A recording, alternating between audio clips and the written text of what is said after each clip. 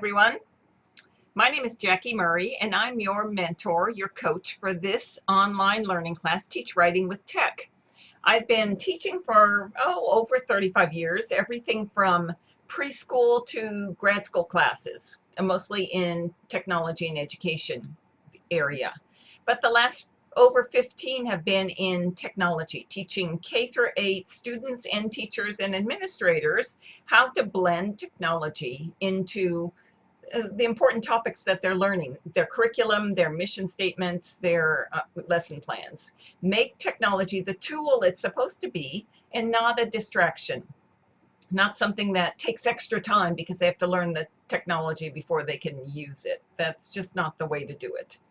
So here we're going to show how to do that with writing, how to use technology to invigorate your writing lessons and make them a lot more fun and up to date for students who think they don't like writing because who uses a pen and pencil anymore. So that's what we're going to do in this class. The highlights of the class, you're going to have 5 videos spread out through the 3 weeks. 30 lesson plans. There's a class e-text that includes a whole bunch of lesson plans, and this is where we're going to really focus for the core of our material. We'll break it into themes, but you're going to focus on this e-text for most of your work. And then 10 supplementary articles. We're also, once you've accomplished the reviewing the resources and doing the project during the week, we're going to have a weekend virtual meeting, either a Google Hangout or a Twitter chat, that will allow us to get together as a group and talk about it face to face. Tell me how it went, what you had trouble with, what you wanted to use instead of what was offered, and how you do it in your classroom. These type of topics, so we can share them with each other and all grow as a group. Really important. This blended learning is really effective in teaching. It touches the way your kids really want to learn, which is with an iPad or a smartphone in their hand. And it keeps that face-to-face that tells us so much about the student, that body language, the facial expressions, the distractions or focus. Those are so important to learning. So we don't lose those when we have virtual meetings. You're going to learn by doing. I'm not going to say, okay, here's exactly how you learn, how you use certain tools, the comic tool or the Twitter novel tool or things like that. I'm not going to do that. I'm going to explain it to you and then trust that you can use your native web tool skills, because you've been using web tools, to figure out how to use the tool. There are some skills explanations. You can go on the website for the tool, and often they have videos and help items. You can go on YouTube and find videos showing how to use it. Tons of them, actually, and that's a great place to go. Not good for our youngers, but really good for your high school students, maybe even older middle school. So but you have a lot of knowledge about how to use online tools because you have been doing it for years. Maybe you think you haven't been using the right ones, but they're all kind of the same with their tools and toolbars and widgets and sidebars and things. They're very similar. So you're going to start there, figuring it out yourself, because you don't have the time to teach your students how to use every tool. You'll have some tools, probably 5 is a good number for a year, but you'll have students who say, can I use Minecraft? Well, yes, you can, but you as a teacher don't want to have to teach it to them. So you lay that on them. Sure, it's easy to learn. See if you can figure it out and then come back and tell me. So learn by doing. Not watching, not sitting in a chair where it's safe and watching someone else do it. Try, fail, revise, redo exactly what you expect of students. You do have access to a master teacher at all times for questions. So don't try to the point of frustration. And actually there's some good in frustration and stress. There's actually a lot of good in those, but not to the point where you're feeling like a failure. You will fail, and that's good. You'll learn from failure. But before you give up, access the master teacher option, and I will help you. Okay, goals are to teach writing with tech. You don't have to be a great handwriting person, or you don't have to know the 5-paragraph essay to be great at writing. Nowhere in Common Core does it say 5-paragraph essays. It doesn't talk about it. It doesn't talk about handwriting. It doesn't talk about, it kind of talks about keyboarding. It actually talks about keyboarding more than handwriting, but that's a whole different topic. So you want to know what your goals of your writing program are and teach them using technology as a tool. And I'll show you how we do that as we get into your learning. Learn how to teach yourself. Tools you want to use in class. What you're going to find are a lot of tools that address varied student needs and learning styles, and you'll want to use them in your class. Okay, the objectives. Use authentic activities and project-based learning to teach writing. So we're not going to teach a comic program. We're not going to teach a graphic organizer and then say, let's apply that to a project. No, you're going to teach. We're working on characterization now. Show me a graphic organizer that explains that, or that explains the characters in one of the books they're reading. You're going to use traditional and non-traditional approaches, a mixture of both, because they're both important. Word processing is cool, but not as the only approach. Comics, audio, video, Twitter novels, those are really good, fun approaches that kids enjoy, and then they want to do their writing right, because who doesn't want to do a podcast? Reinforce Common Core writing standards in exciting new ways. Guide students in selecting writing strategies that differentiate for task, purpose, and audience. So it's not about telling you these are the 3 perfect writing tools that use technology that you're going to teach your students next year. It's a whole bunch of them, so then the students can pick. I think one of the lessons, one of the articles is 22 tools to use to teach writing. Use peer review to analyze it and improve writing. That is so important in everything students do in today's classroom. Didn't used to be, it is now. So use that. Students try harder. They want to help their classmates, and if you find some that don't take it seriously, then you explain to them why it's important that they do. Assess writing without discouraging creativity. Important. And provide effective feedback. Those are our objectives for this class.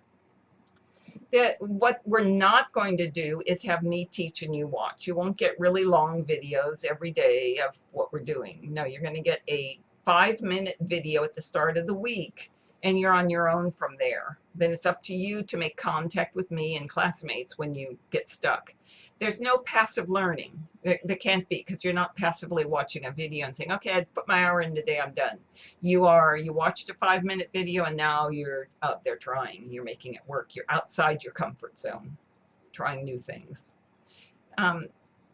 The idea isn't to make you feel like you can't do something, and you will probably feel that if you don't think you're a techie, you're going to feel a little bit like, I can't do this at first, but you're going to get beyond it. I promise you that.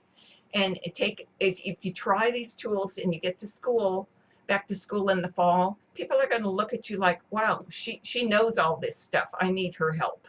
I've heard that from so many students who come back and say, after your class, 3-week class, but they took it seriously, suddenly I was the one with all the answers on technology. Time commitment is really 6 to 12 hours a week. An hour a day plus the hour weekend virtual meeting. That's what is expected. You can put more in, but truly, if you put your 5 hours in during the week and you only got through half the material, just let me know that you tried it, you did your best. That's it. I'm good with that. You have to complete 60% of the material to get their certificate, but it doesn't mean 100%. And there's going to be material that just doesn't work for you. Okay, Google Hangouts and Twitter chats. You have specific questions that you are expected to be ready to answer.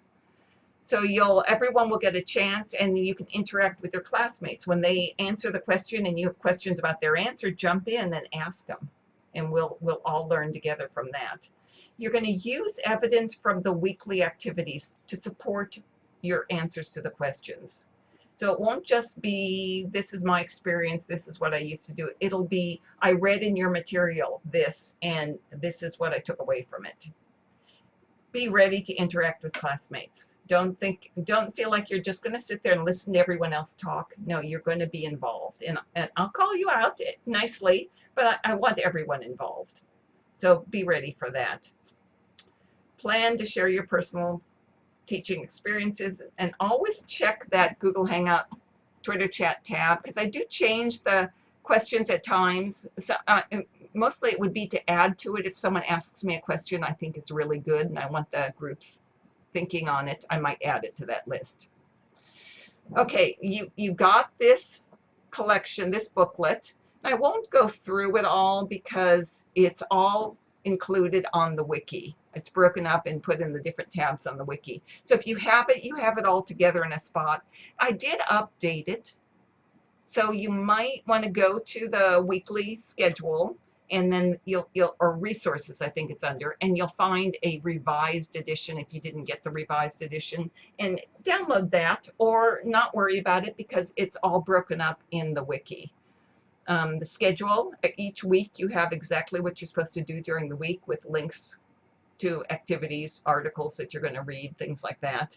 The packing slip has all of the materials. I have noticed that sometimes these links seem to age out and they don't work anymore. So if you find one like that, just let me know and I'll fix it for you. I'll either send you the book or I'll fix the link so it works again. Sometimes I have to just tweak them.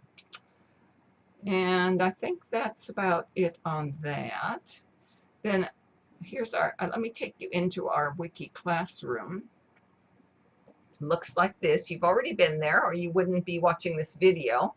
You'll see the sidebar has all of the important topics, our weekly schedule, and then the class pages. So here, overview and essentials, the mentors, the projects. I put them all together so sometimes to see what the projects are as a big group helps just plan out your 3 weeks. So you'll see these. You have some options in project 2 and 3.